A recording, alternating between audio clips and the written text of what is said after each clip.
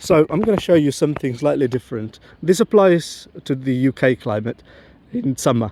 You wouldn't do it now, but it applies in hotter and drier climates now. It's a type of mulch that consists of grass clippings, but not any old grass clippings. These are this is the type of material that you get after you scarify a lawn.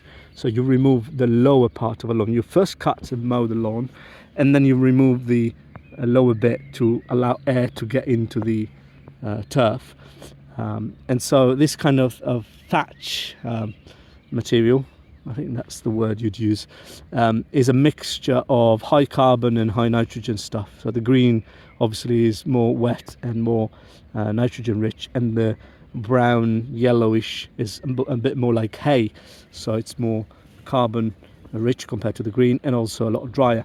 So this is a fantastic mulch because if it dries in the baking sun, it becomes like hay, but it obviously has more water, so it has the power of cooling down the soil a lot more, and also it's got a lot of microbes because it's still full of sap and stuff like that, and nutrition. How do you plant into this? It's not that difficult. You just need a heavy person and the right tools. So Flavia's not that heavy, so she's struggling a bit more than probably somebody heavy would. But you go with this tool and make holes into it. So you're making the hole through the mulch and through the compost underneath, or the soil underneath, and then you can plant into those holes, and that's it. You know, don't bring necessarily the mulch in a mound around the new plant. I wouldn't do that, but you can cover near it.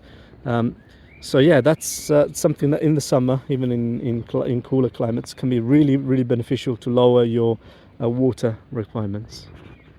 Now you can see the next step, which is planting in.